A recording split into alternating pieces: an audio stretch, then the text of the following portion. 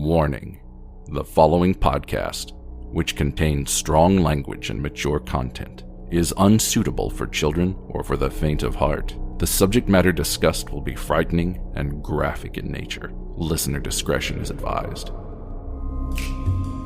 Spooked girls. Spooked girls. When you wanna hear about the paranormal, you get the Spooked Girls. True crime that makes you hypothermal. With the 3 Spooked Girls. Stabby snippets will give you dreams. Tara and Jessica will make you scream along with the Spooked Girls. Bring on the slaughter. We on that haunted ground. Spooked Girls. The 3 Spooked Girls. Hey there, Spooksters, and welcome back to another episode here on 3 Spooked Girls. My name is Jessica, and as always, I'm joined by my favorite gal pal, Tara. Hey, Spooksters. Today, we're going to be starting a new cult documentary that is on Netflix. And actually, a lot of you in the Facebook group were like, do this. Or at least that's what I interpreted it as. It was highly requested, yes. We were like, we're going to do it. So we're going to be diving into Dancing for the Devil, the 7M TikTok cult. But before we do that, if you want to hang out with us on social media, you can do so by heading over to Facebook, Instagram, or Twitter, or Threads. Our handle is at 3 Spooked Girls. If you want to hang out with us on hang out with us or talk with us or be part of the Spookster community, the Facebook group is where it's at. I keep saying that all Facebook is now our Facebook groups. You should join ours because ours is fun. We also have a Patreon if you want to help support the show. For little as $1, you get a bonus episode per month. $5 and up, get more content. And there's actually more content that's going to be coming out. I'm not spoiling it. I'm not telling them. Oh, I was going to because, yeah, we are. So, but we're going to be recapping Gypsy Rose's Life After Lockup series. That's brand spanking new over on Patreon. That will be available for 5 and up patrons. So if you're an existing Spookster club or fam, I can't remember all the names we made for them, but if you're at the $5 tier or higher, those are going to be coming to you. We're going to be recapping each episode. I have no idea how many episodes there are, but we're going to do it. There's already, in real time, there's already 2 out, and the third one's coming out Monday, Tuesday, something like that. So yeah, that'll be super fun. So get ready for that. And if you decide you want to hear all of our thoughts on that situation, go sign up. Go sign up. They might be a little unfiltered. A lot unfiltered. I have so many feelings. Yeah, we'll just be honest. If you guys are following the Gypsy TikTok drama at the moment, she's very allegedly, for educational purposes, I have witnessed and seen that she's a little lawsuit happy. So we don't want to have any bad blood with anybody and have any of that. So we thought, because I watched it and I'm like, Jessica, I have to talk about this. And then we just thought patron fam would like it. Totally. Check it out. Check it out. It will be over there. Totally. No, I'm excited. I've watched the first episode I watched because we're going to record that in real time. We're recording it after we record this episode, but lots of feelings. All the feelings. Yeah, I watched it twice. But anyways, enough about that. But if you want to join our Patreon, go over there. We also have a lot of you will be I've just finished the show, as in you've caught up on all of our episodes and you're I want more content. We have a giant backlog over there because you think about we've been on for 5 years. And it's at least one a month. And I mean, sometimes we did more. So definitely check it out over there. We're going to dive into this. It is on Netflix, in case people are like, what do I watch? What you're talking about? It's on Netflix. Netflix, my dudes. Which is where I've been living lately, because in real time, Bridgerton came out on Thursday. And I don't want to talk about how many times I have watched Bridgerton. It's fine. No judgment. No judgment.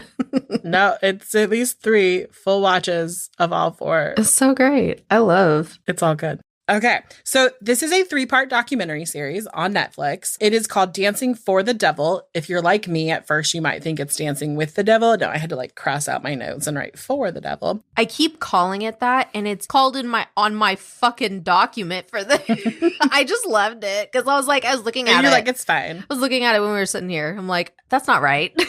It's called Dancing for the Devil, the 7M TikTok cult. The first episode, or part as they're calling it, is called Die to Yourselves. At first I was like, ooh, I'm gonna get triggered. And then, like, spoiler alert, I didn't get as triggered because of therapy. Yay, therapy. Yeah. So it starts off where there's a young woman on there. Her name is Melanie Wilkings. Wilking. Thank you. I'm like, I don't know why I was like struggling with this last name. I think it's because I wanted to add like a Wilkerson or something. Like, I don't know, just like it was different. But her and her sister Miranda grew up obviously together because they're siblings. They were dancers. So this is kind of their story. And it starts off where they flash that it's February of 2022. Melanie and her parents, who are named Dean and Kelly, do a like Instagram live or a live somewhere. And they're talking about, they're like pleading for Miranda, who is Melanie's sister. They've had no contact with her. They are worried that she's not okay. They're like, help us, help us, help us. And I believe it was on TikTok because of the fact that like Miranda's platform is on TikTok. It's a very like tearful plea, and they're like, we're never going to stop. They don't give you too much detail, but they're like, we haven't been able to get a hold of her. She's involved with this church. And then it talks about how Kelly and Dean, her parents, have started their own investigation into the Shekinah Church, which is a church in LA. And they actually, in the first part, they go to the church. And this was like the creepiest part for me, is like he like pushes on the call box and it's clearly, you know how like when you hold a button down and someone like is on the other end, like listening or like has picked up, there's nobody fucking talking. Yeah. But someone's clearly there. Oh, for sure. And, you know, they're like, hey, we just want to talk to Miranda. We love her. We just like to see her. And there's nothing. And so they videotape that and they actually send it to Miranda. Yeah. That like, we came to see you and no one will let us see you. And it was undelivered or not delivered because Miranda had blocked them. Mm-hmm. Then they start talking about who the pastor of this church is. His name is Robert Shin. Robert Shin. He is the pastor / founder of Shekinah Church. There is a Shekinah Church, like kind of like, I don't want to call it a franchise because that's not the right church, but like kind of like a denomination of like branded churches. Like I grew up in the Assemblies of God. Mm-hmm. So it's kind of like there is that, but he is not affiliated with the official Shekinah Church. Right. He's his own thing. Yeah. He probably was like, oh, that's a nice name. I'm going to take it. You're right. And he also is the founder of 7M Films, which is a management company for like content creators. He actually talks / preaches about Miranda's family calling his organization a cult. Because like an article came out saying like TikTok star joins a cult. Because Miranda, like kind of skipping ahead, but like coming back, Miranda and Melanie had their own TikTok following, a pretty large one. And so she joined them and he kind of like makes fun of it and basically is like, we're all going to be real famous. Well, you know, I don't think you want to necessarily be famous for being a cult. People are talking about the 7M dance cult, which is basically like, I, without even knowing, have seen a lot of these content creators that were in it. Like, I think I follow several of them because they're fantastic dancers and they put on really great content. So Robert has become their management company and it's all kind of run through the church, which is like a weird thing. Just a lot.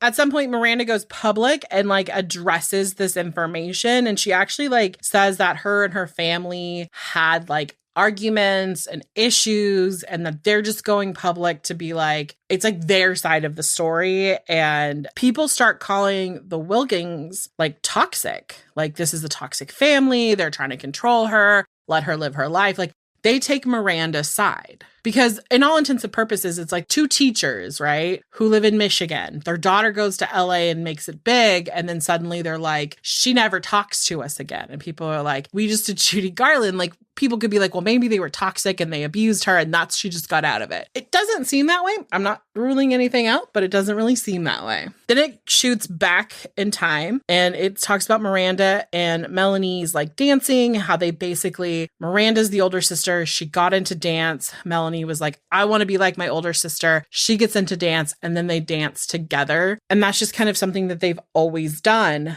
And then after Miranda graduates from high school, she moves to LA. She was either going to go get into a theater program, which didn't work out for her, or she was going to go to LA. And she was out there and she was struggling. Her mom says, well, if you're unhappy, why don't you just come home? You know, and she goes, I want to come home, but I want this more, which I can see as a parent. Like, I'm not a parent, but like, I could see like in the realm of parenthood, like if your kid is like, yeah, I'd love to come home, but mom, I really want this, that you would be like, get it, girl, go get it. Then like a year later, Melanie graduates from high school and she goes and joins Miranda out in LA. They like live together. They share a car together. They're just basically become inseparable and they would go on auditions together. Like Miranda was actually on like, So You Think You Can Dance. Mm-hmm. Yeah. Yeah, so she was like, you know, doing the thing. And then when Melanie came out, they were like auditioning together and people were like, you really shouldn't do that. You guys look similar. I mean, because they're sisters. They look similar. You guys dance similar. People aren't going to want the two of you. And they did like things together. Like they did Dancing with the Stars, you know, like when they do those group dances, they were part of that. And then TikTok kind of became a thing. And they were like, oh my God, we can use social media to like have a brand. And so the Wilkins sisters became a brand on TikTok. They did dances together and it was kind of cute because it was like very like Mary-Kate and Ashley like. Yeah, for sure. They were definitely like different sisters, but they definitely were like, you knew they were sisters. Mm-hmm. And I thought it was really cute. In April of 2019, they get a DM from another creator whose name is James Derrick, but his handle is like B-dash something. And he is part of this Crump movement. And I just feel like I sounded very old when I just said that. Today, I was today years old when I learned that Crump stood for something. It stands for Kingdom Radically Uplift Mighty Praise. And I was like, oh, I just thought it was called crumping because that, I don't know, it just kind of looks like when you look at crumping. Someone just picked that word. Yeah, it's like, it kind of looks like crumping. You're like, oh, that makes sense. That looks like what a crump would be. I get it. It makes me sound super old and white, but okay. So they were like, hey, or he was like, hey, let's collaborate together. And they were like, well, we don't really do that, but like we could figure stuff out. And they did. I guess they had a group chat, the three of them. And then one day Melanie is just excused from the, like, she's just like, they kicked her out of the group chat. Why didn't you just start your own like texting? Text thread, yeah. Like that's just, I'm like, come on, that seems weird, but okay.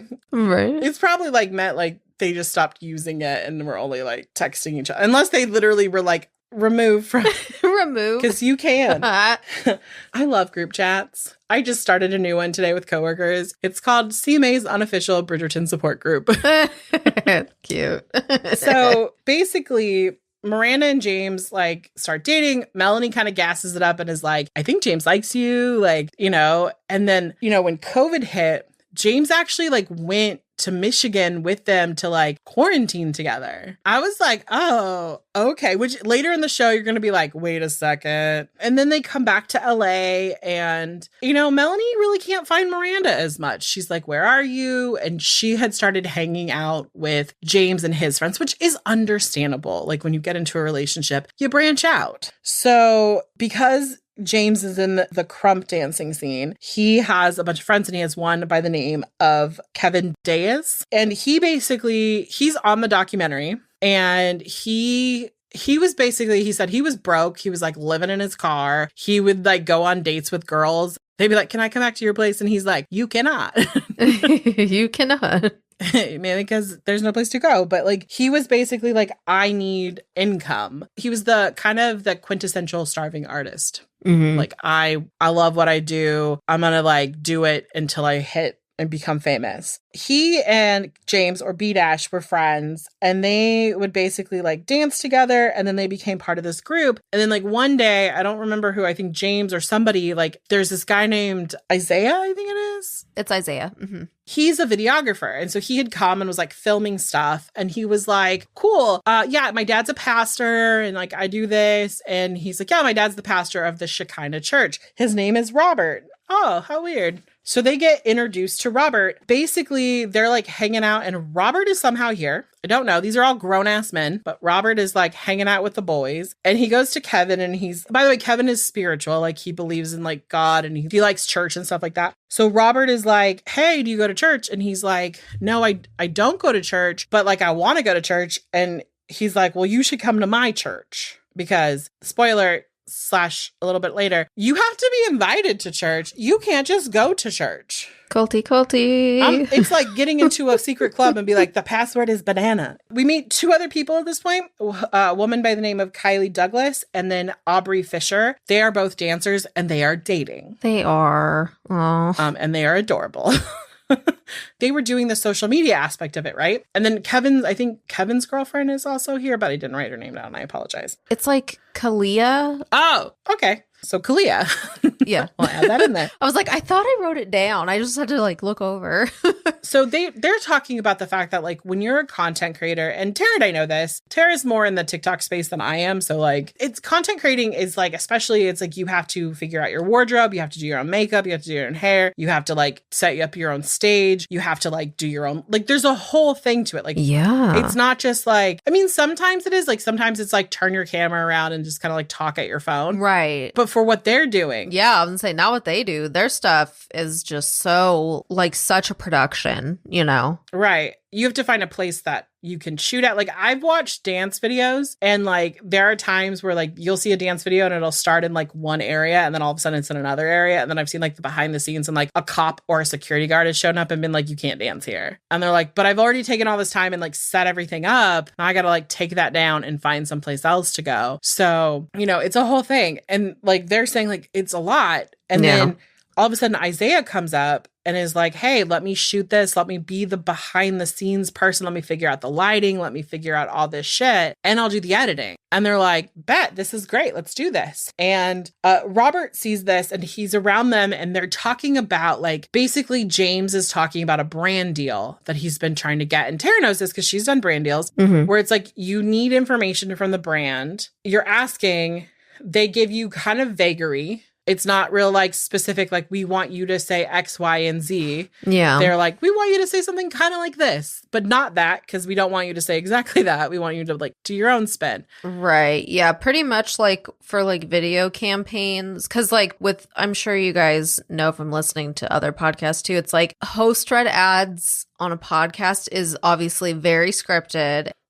But like when it's like a video thing, like I just did a huge campaign with Lifetime, they send over a creative brief and they're like, here's the points, you know, we need and things like that. Like, this is the product. This is how long it has to be in there. Like, well, they weren't doing this then, but like now it's like, and you have to have, you know, hashtag ad in the video for a few, like X amount of seconds, you know, stuff like that. So it's like, it's very like lined out what the guidelines are, but it's kind of like, okay, here's the stuff, here's the whatever, you know, product, or in my case, like movie stuff, you know, and they're like, do your thing and then we'll send it back and approve it. Like that's, yeah, they pretty much let you do like whatever you want. For the most part. Right. And if you have like a physical product, like let's say like a dancer is in a pair of like, let's just say Nike shoes. I don't know if they actually do this, but Nike is just a well-known brand. So I feel safe saying it. Oh yeah.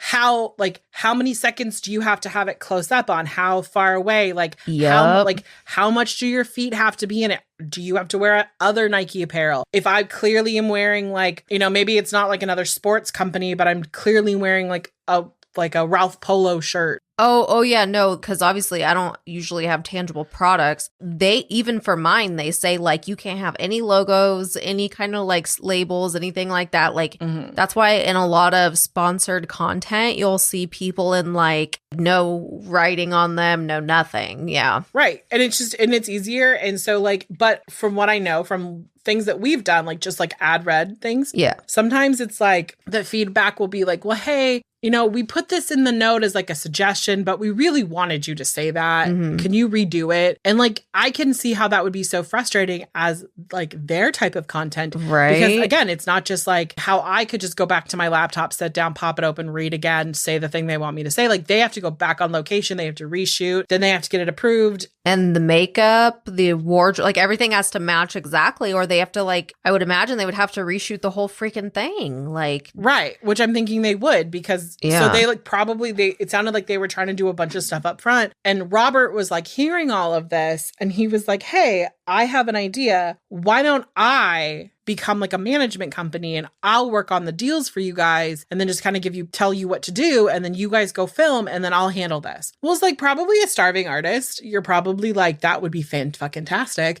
to have some who seemed really successful, because like at the time he is like living in this big ass mansion and he's got this church and he's got like luxury cars. And these kids are driving like older cars, normal people cars. Yeah. Right. Like they're just like, a lot of them are starving artists, and here's this successful guy being like, hey, let me help you. Yeah. Well, shit. Robert's the reason why, who was it? Kevin or whoever was living in their car? He's why they got, they were able to like move into a place was because of him. Right. That's true. And like a lot of it is that the church, he owned a lot of properties. Yeah. Right. And I think of like the Creator House. Like a bunch of TikTok creators came together and had a house. They kind of did the same thing. Yeah. And Robert kind of supplied it and he's like, okay, you have to pay this much in rent. But like, obviously, like Robert was making sure they got enough deals so that he was getting paid. Exactly. And so these people were like moving in, and it sounded like Aubrey and Kylie had like half of the house, and like Kevin and his girlfriend had half of the house. And so they were paying like $2,200 a month, which for 2 bedrooms in an LA mansion, that's fucking nothing. So Miranda is around James and she's around Robert and around all these people. And she kind of gets like, cool, I'm now not like part of it, but she's like well on her way of becoming a part of it. And she's like, I want Melanie to be part of it. Because now they have this group. It's Reno, whose name is Nick. There's a guy named Vic White, James, obviously, Aubrey, and Kevin. This is this like group. And I think they're bringing Miranda in, and obviously, like bringing Melanie in too would have been great, because then they would have had this well-established channel, this TikTok channel, and they would have been able to like kind of essentially like monopolize on it, or be like, we have these 2 girls. Plus Kevin and Miranda James and Miranda are dating. So it's kind of like, ooh, look at all these connections. They bring Melanie to church. He makes her stand up. He introduces her. He's like, Melanie is Miranda's sister, and Miranda is connected to James. So it all comes back to this like group that Robert is managing, and everyone's like cheering and it's like, yay, oh my God. And then, so he's like kind of like the producer of this, and his wife, Hannah, becomes the talent manager. So I'm guessing she's the person going to getting the brand deals, and she's doing all of that. And his daughter, Chloe, is going to come in this later. And I really just think that she's like creepy to me. That's all I got to say. But in fall of 2020, Melanie is invited to Robert's house for a dinner, which Kelly and Dean are like super not okay with these dinners that are happening, because it's like, we're having these dinners. And I get it. Like small churches have this kind of community, but this was like very specific. It was like only these like kind of content creators were there. And so Melanie had gone to dinner, and Miranda was like, look, it's good. There's dinner. That we are going to read the Bible. It's going to be super churchy. It's going to be fine. Kevin brings his girlfriend. She doesn't know what to expect, but it's literally what she says is, it's not the vibe I thought. Right. And I was like, I get that. Then Robert asked Melanie if she considers herself a sinner, which is a weird fucking question at a dinner party. And she's like, I don't think so. And he goes, what if I could tell you that I know you've sinned like 1,000 times today? She's like, I don't think I have. And he's like, well, I'm going to tell you have. And if you died right now, you go to hell. Bye. But I got you. We're going to help you. This is something a lot of really bad pastors do. Instead of being able to live by like, you all know that I'm in recovery essentially from being part of a Christian cult. So I get a lot of this. And this is one way really bad pastors like manipulate people to like be part of church or stay part of their congregation, is that you are in fact are a sinner, but we're going to help you not go to hell. And like a lot of Christians are so afraid of going to hell that they like, a lot of Christians I do believe would be like accepting and loving and caring of people, but the thought of going to hell for sinning is like too much for them. So, he's banking on this. Then she's like, oh, okay. that sounds cool. Thanks for saving me. And he goes, okay, we're going to do a prayer circle. So they do a prayer circle, which, you know, we used to do in youth group all the time. You stay in a circle, hold hands. The one difference is that Robert was in the middle. Typically, like how prayer circles worked in... Again, cold.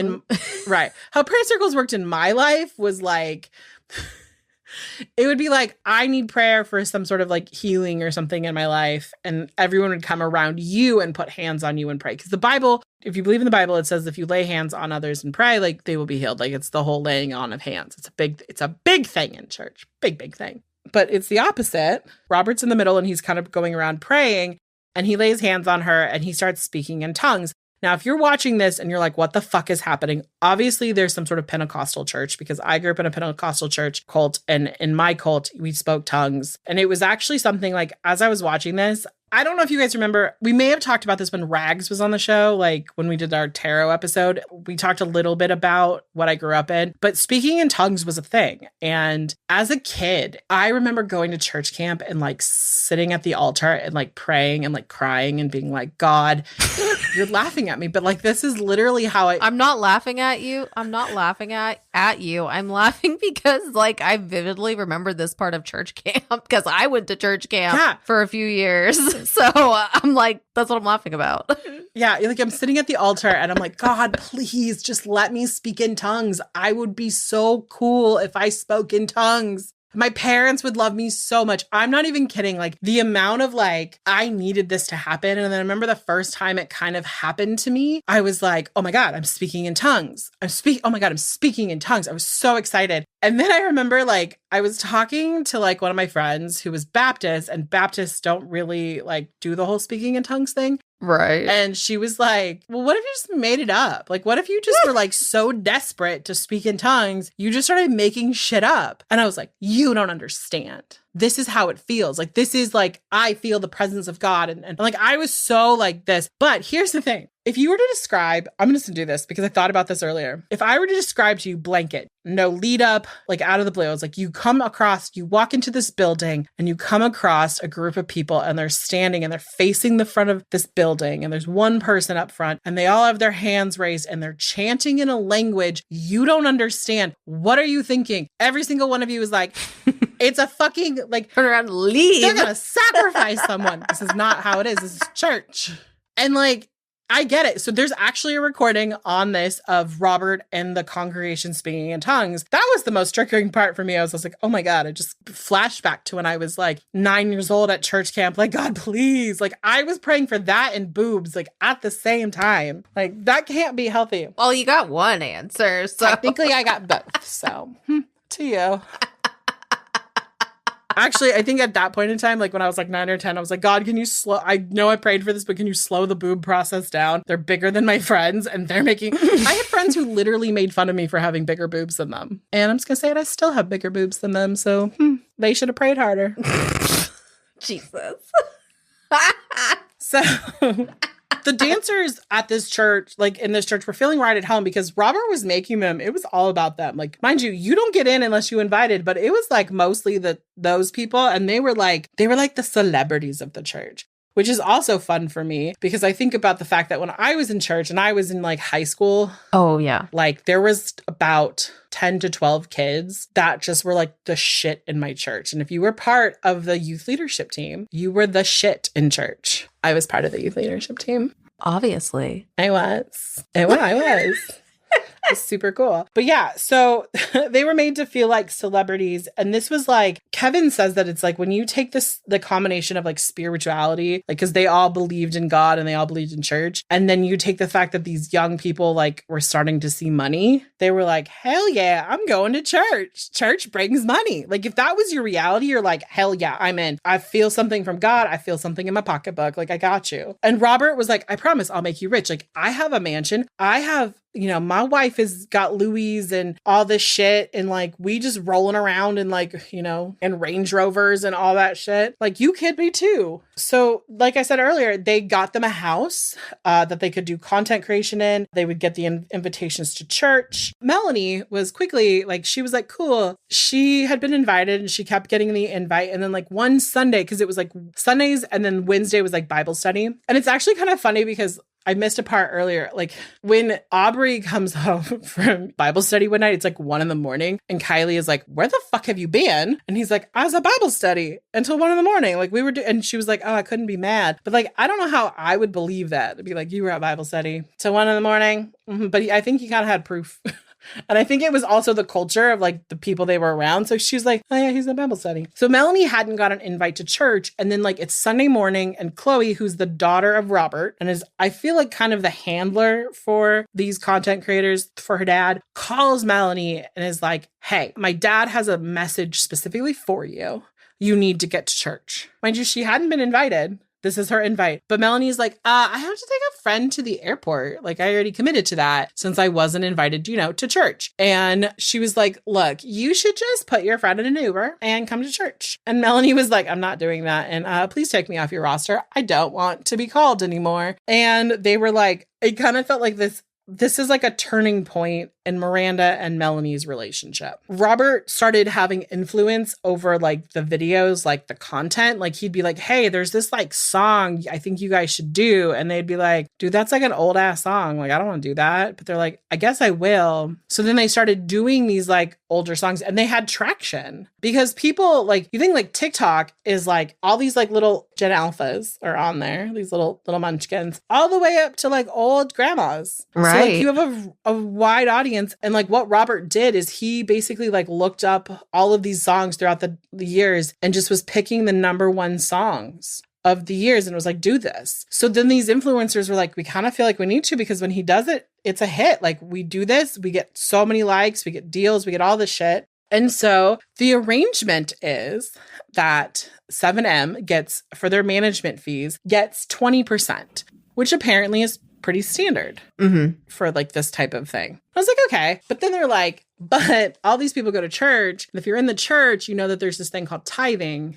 And tithing is 10% of your net. So like whatever they made before taxes or after taxes, they give 10% to the church. So they've already paid out 20 to them. And now they pay in another 10. And as someone who was raised in a church, offerings is on top of that. And they do recommend that you give offerings. And when I was a kid, I used to hear people like the pastor would get up and be like, if you can give, please give extra on top. It would bless the church. And then I worked in a church. And then I realized that like those messages came when the church had bills they couldn't pay. So suddenly it's like, hey, we have to pay this like $4,000 heating bill this month because it was cold and it takes a lot to heat this place. We need more money. And then the pastor gets up on Sunday and is like, God is telling me to tell you. No, it wasn't God telling him to tell you. It was the fact that the bank was going to be very mad when they defaulted on their loans or on their like credit cards. So that's how that was. But when you really think about it, they were advised to give 10%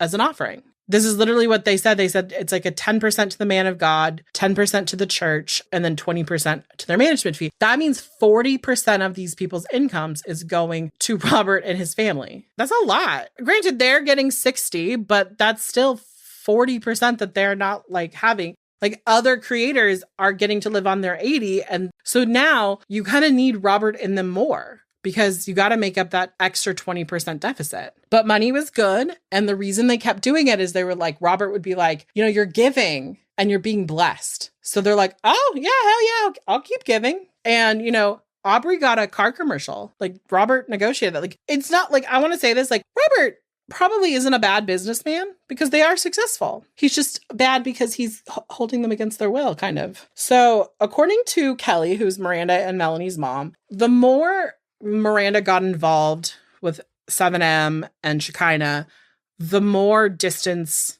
was between her and her family, including Melanie, who lives with her and they share a car. Melanie would be like, I would wake up and Miranda would be gone. And I'd be like, hey, I need to go do something. And she'd basically have to like sit around and wait for Melanie or for Miranda to bring her the car. And if you're not part of this group that's making money, you're probably living off the gigs you have. So it's less. So you kind of can't Uber everywhere. In 2021, Kelly, who's Miranda's mom, like I mentioned, her dad died and they call him Papa. And, the family's like, Miranda and Melanie are supposed to go home for this. And it's about 30 minutes before they're supposed to leave to go to the airport. Miranda's not home. Melanie's like, hey, what the fuck's going on? Where are you? I'm sure that wasn't the exact wordage, but that's my paraphrasing, and she's like, hey, I like basically tells her family, I have a COVID test. Like I've tested positive for COVID. I can't travel right now, which was the restriction in January of 2021. She's like, I can't come home. And Melanie's like, she calls her and she goes, do you really have COVID? And Miranda starts bawling on the other side of the phone. She starts ignoring calls. She's not answering text messages. Melanie has flown home. It has been hours and hours of no contact. So Kelly calls the police because she's worried that like maybe Miranda tried to leave and somebody's like stopping her from leaving. And the police officers go and Miranda seems fine. She says in the recording that they have is that she decided not to go to like have her own grieving process. Because, they were telling her like, Miranda, you're going to regret this. Like the fact that you weren't there. Melanie was like, you have to come home. Like it'll mean so much to grandma. Like our Grammy will love this. Like if you come home. And it just was like absolutely no contact, no answer. The police call Kelly and Dean back and are like, she's fine. She doesn't seem like she's under distress. She's articulating. She seems fine. Kelly and Dean, like Kelly's planning her father's funeral. They get on a plane and fly out to California and they basically go to like a condo that she's been known to be at. And they find her there with Chloe and they could tell Miranda wanted to come with them, but like she just was saying things like, I don't know if I can go. I just can't go. Things like that. And finally, like Dean was like, what the fuck? That's not, again, I'm paraphrasing so that people aren't thinking like this is what he's saying to his child. But it's basically the intent is like, what's going on? And she's like, I have to ask someone who's closer to God than you. And they were like, what the hell? And so they basically go to leave. Miranda walks out with her mom and he's like, no, come with us. Just come with us. And Miranda and them are like kind of like fighting over this door. And Dean is saying like, Dean doesn't talk a lot in the show, but when he does it's a gut punch, like the trauma this man has. He's like, basically at this point, we're like fighting over this door. He's like, I'm holding onto it and I'm yanking on it and she's yanking on it. And, he's like, come on, Miranda. And she's just like, let me go is essentially what she's saying is like, let me just go away. Let me be. And he's like, he's like this literally physical fight over the door is like kind of like an analogy for the fight of their daughter. And then finally he just has to let go and be like, okay, hopefully she'll come back around. They go home, they have the funeral, all of that. While this is all happening, Miranda goes back and she's with Kylie and she starts crying. Like, I guess she's been crying for like days over this and everything like that. And, she's really upset and Kylie says like, Miranda seems beat down. She's just so in distress because she loves her family and wants to be there, but she can't because she has to die to herself, which is a big thing in Christian faith. And they kind of define it like the dying to yourself is whatever you want or need, you have to die to. Because if you can't, or when you die to it, when you give it up, it will come back into your life in a big way. And this is something that like it's no secret that I'm in therapy. I've talked about it on here. I love my therapist, Carla. She's amazing. One of the things that we've really dealt with is my guilt from being raised in church. Because from a very young age, it was literally repetitively put into my life that the way you serve God, the way you're happy, the way that you have joy is to put Jesus before yourself. You put Jesus before others and others before yourself. And what a wonderful way to spell joy. It's literally a song that my mom used to make me sing when I would get really anxious in car rides. It literally goes, Jesus, others, and you. What a wonderful way to spell joy. And there's like another verse and it's super trauma. So I've like somehow blocked it, but it's like something about like, if you put other people first and you put Jesus before them, like that's the real way to serve God. And that is something that I have struggled so much with is like, Tara knows is like, I have guilt with other people and I will like not take care of myself. Like I will literally almost die and ignore my own shit to take care of other people. I don't want you guys to be like, oh my God, her parents were terrible. I had wonderful parents. I just think that their belief system has a certain way of thinking that makes you and it's so weaponized. Like that's something I grew up with. Like my older sibling would use the word selfish, and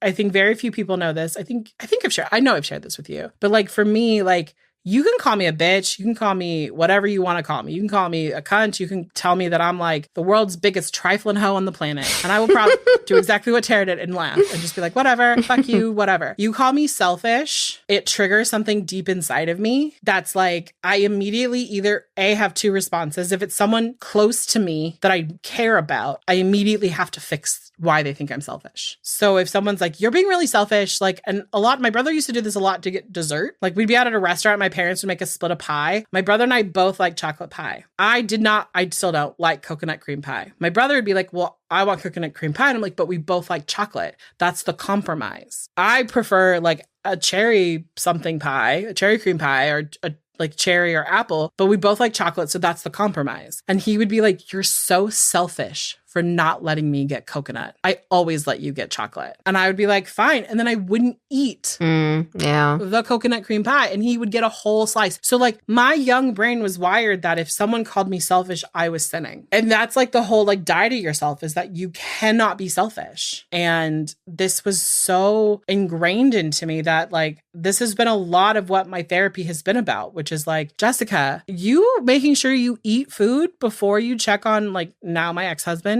that's not selfish. That's self-preservation. You saying that's a boundary I don't want to cross, but someone else wants to cross it. That's not selfishness. That's self-care. That's self-preservation. And for me, that's been the hard thing. And it's because of this kind of language, like die to yourself, because the Bible does say you have to die to yourself to be a servant of God. But what I really think that means is like, you just can't be out there like fucking people over. You have to be positive and have good, positive connections. And then this guy, Robert, he uses this as a weapon. And he says, I literally wrote it down, is you are not a disciple. You're not Jesus' disciple until you die to your loved ones, which means you have to give up your, what he was telling these 20-something-year-olds who do not have fully developed frontal lobe, and they're not fully like in the world enough to like understand this. That like, they're like, okay, so if I give up my family and I work on myself and I save myself and I will save my family. So if they're sinning,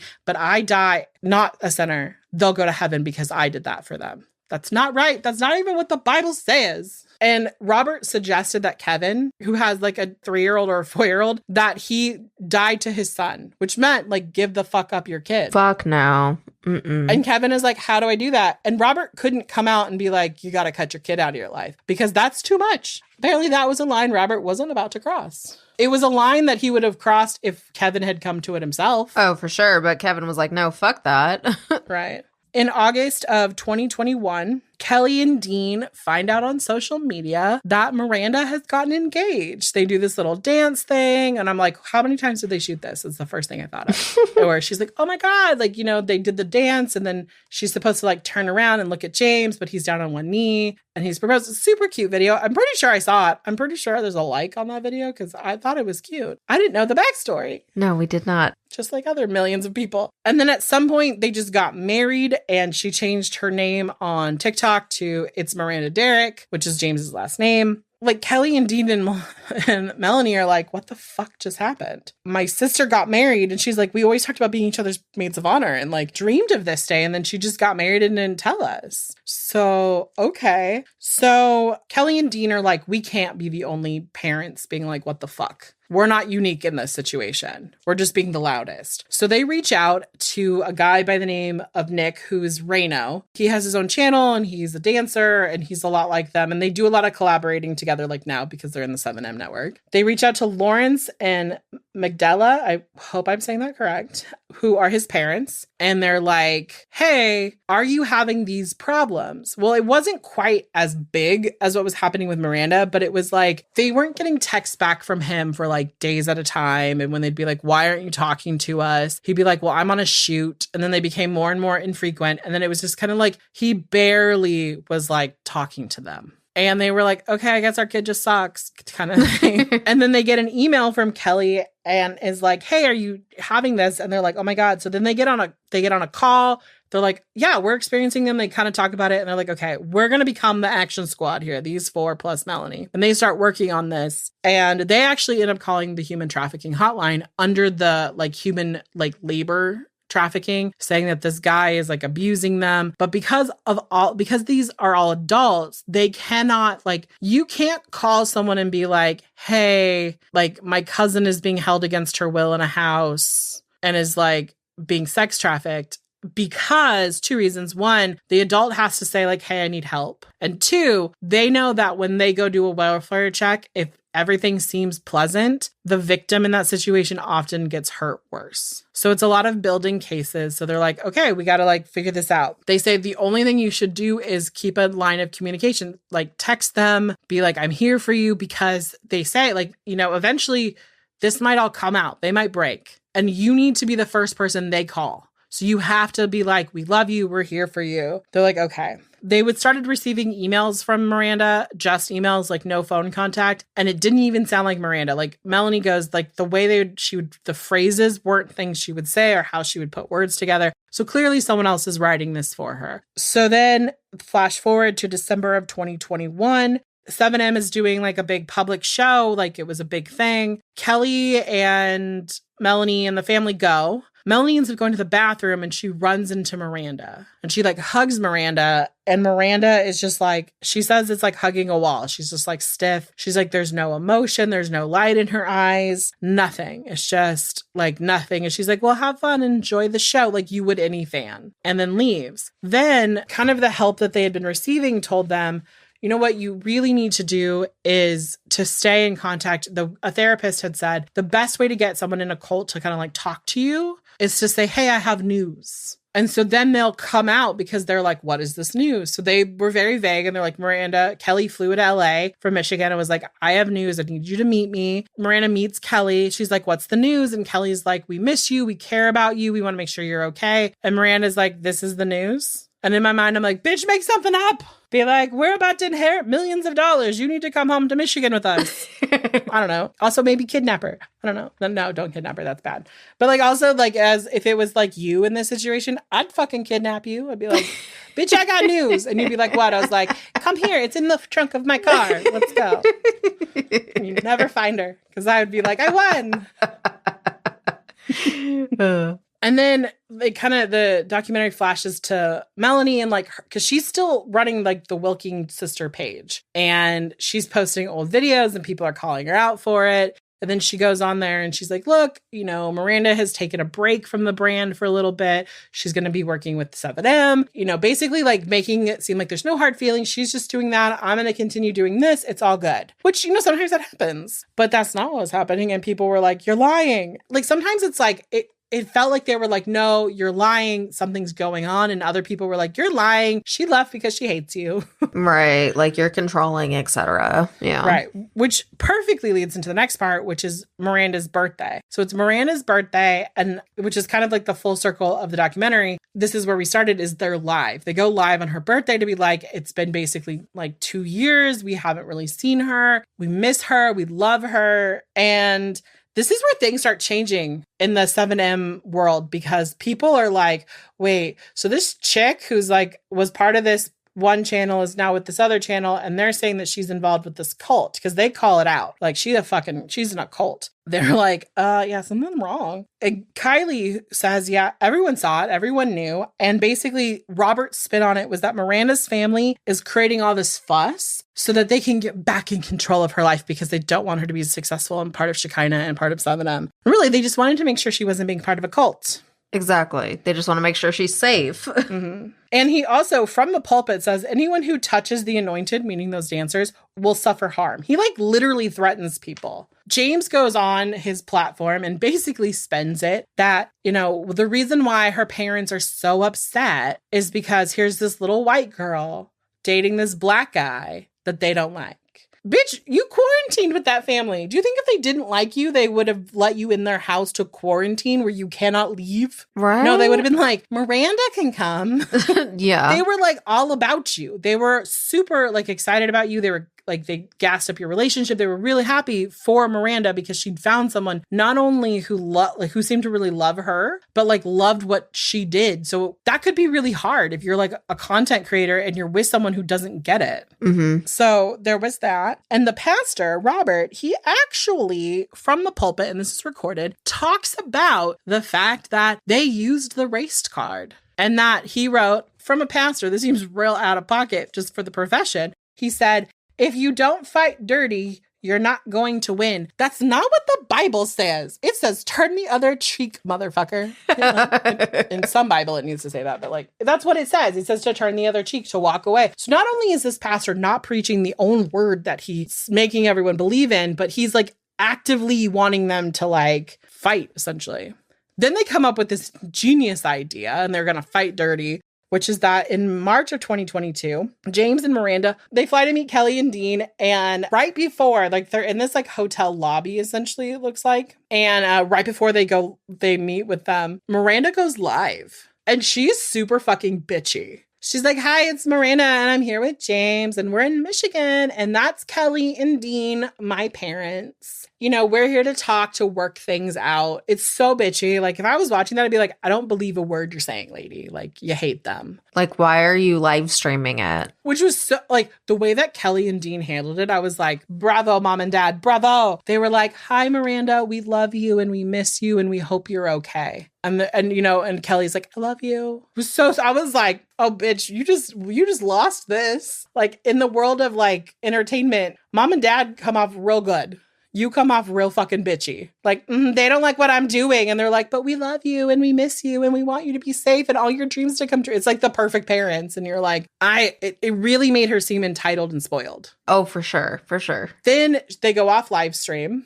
And then she's like, can I record this conversation? And Kelly's like, no. Good for her. They talked a little bit and they were like, look, you're in a cult. And they're like, we're not in a cult. Peace out. And that kind of ends that thing. Then Miranda and James go home and there's this like church service that lasts 4 hours, which basically is just Robert trauma dumping that his plan failed. Because literally he was trying to get a gotcha moment. He was trying to get Kelly and Dean to like come out and be like, Robert is evil and blah, blah, blah. And they just like shut it down. They were like, we don't feel like you're safe. We want to make sure you're okay. Like, what's going on? I have a feeling they probably were like, James, if you ever thought we didn't like you for any reason, we're so sorry. We didn't mean for that to happen. We're just worried about our daughter. We're actually worried about you too. I have a feeling this is all said. And they were probably like, well, fuck, we didn't get what we wanted. So they literally did this and Robert starts panicking. Obviously 4 hour sermon, he starts panicking. And then before church services, he passes out NDAs. Right? And he makes them sign it because about this time, people start exposing 7M. There's like all these like accounts that come out about like what's happening with them, how like it's the money and all this shit and everything like that. And I'm like, oh my God, this is terrifying. And Robert is like exposed for being like taking advantage of someone. Like he had like exploited like essentially like a sexual relationship out of someone. All these things are coming out and he's panicking. And it's about this time that a lot of the people in 7M are like, holy shit, we in a cult. It's time to go.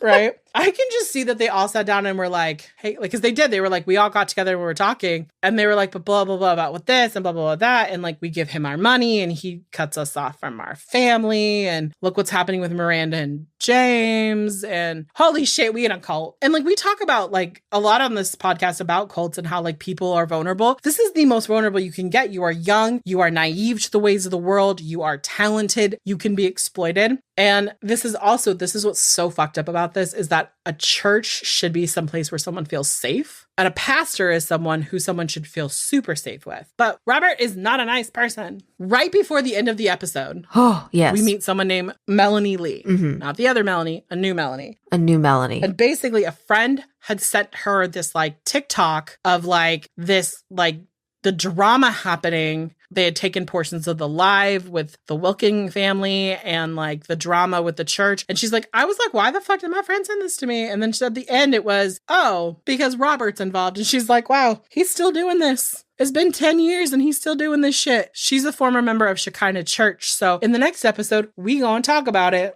Whew, buckle up. So that's where we leave you for this week's episode. I hope you enjoyed it, and please watch it on Netflix. It was good. Yes. You know, give yourself a Bridgerton break. Mm-hmm. Wink, wink, for people out there who are like me, who are just monolith focused. But anyway, we will see you back here next time for another episode. Toodles. Bye.